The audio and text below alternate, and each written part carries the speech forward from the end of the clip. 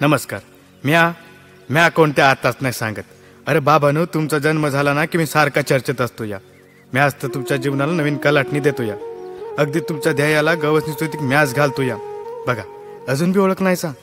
तुमचा आईबाप तुम्हाला कष्ट करून मोठं करतात, अगदी रक्ताचं पाणी करतात आणि मोठं होता होता पायाला शिकवतात ते मोठं सपान. अगदी बराबर, तेच सपान म्हणजेच म्या तर लय खुश आहे तुमच्यासोबत राहून.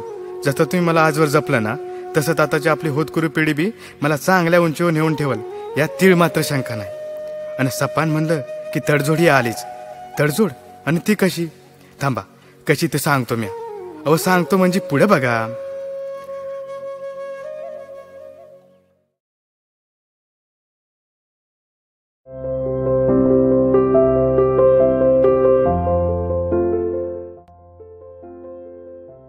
रे कुण्या, ह्यो आपला राहुल. अर चुकले बरं का, ह्यो पप्पू. नावाप्रमाणेच पप्पू आहे. कधी आणि कवा कुठं काय पचकल याचा काय बी नेम नाही. ए कुण्या. आणि ह्यो आपला कुणाल. लय लय म्हणजे लय हुशार आहे. ते म्हणतात नव, मूर्तीलान आणि कीर्तिमान. तसंच काहीच आहे बघा. काय रे, मारलास काय? नाही रे, कुठं माजलोय? बारीकच तर आहे. पप्पू पाहिजे बंगा. बिकेचा नोट पाहिजेत ना. बघा, मस्करी पण नाही समजत का तुला? तो आपलाच आहे.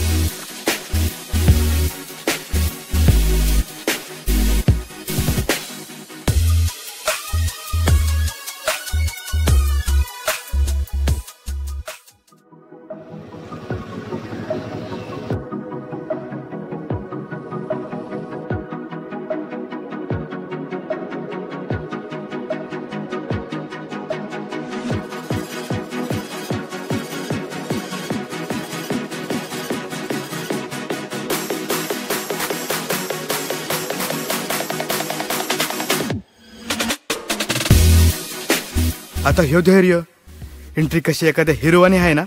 आयशी बापसाचं लाड अजून काय आहे बी नाही. जाऊ द्या, आपल्याला काय तवा. आणि त्यो पाठी पाठी करतोय ना, त्योच तसा गरीब त्याचा आहे आणि परिस्थितीची जाणीव आहे. पर ते म्हणतात ना, संगतीचा परिणाम.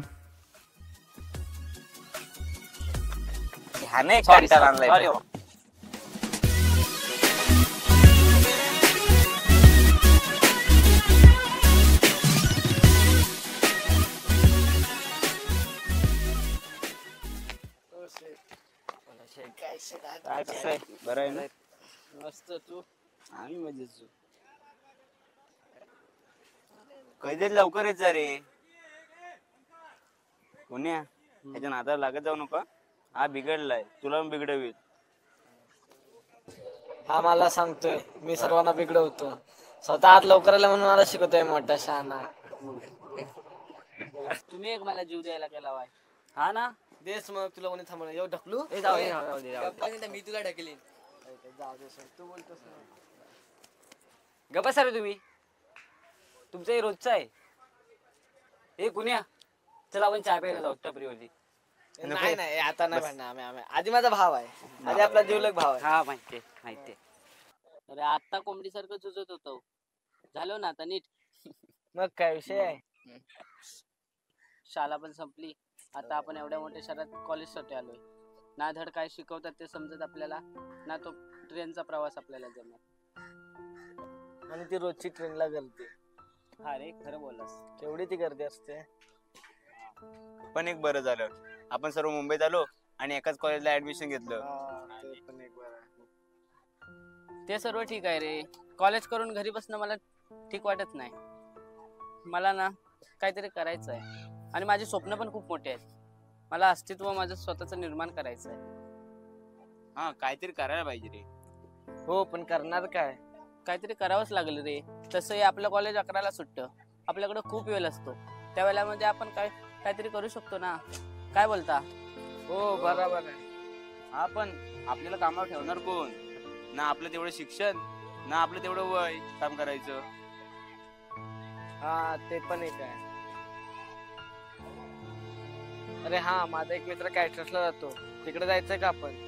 तिकडे पैसे पण भेटतील आणि आपल्याला काम पण भेटेल आणि खूप काही खायला पण भेटू शकतं. काय बोलताय? ए, मला नाही पाहिजे. तुम्ही जा. जाऊ दे त्याला. आपण जाऊया. याल ना तुम्ही सर्व? हा. जाऊ विचारून मित्राला. ठीक आहे बघतो. थांब मी त्याला मेसेज करून बघतो. ऑनलाईन पण आहे तो असं. आला मेसेज करून.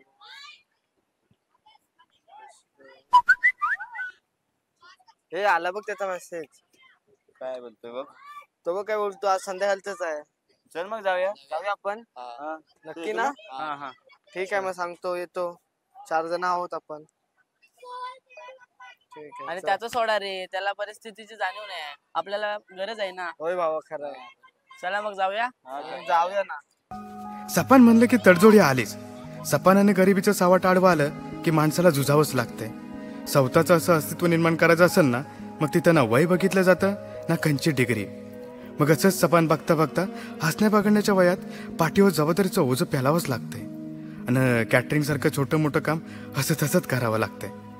आता तुम्हीच सांगा, खरंच ही तडजोड सपनाची की गरिबीची?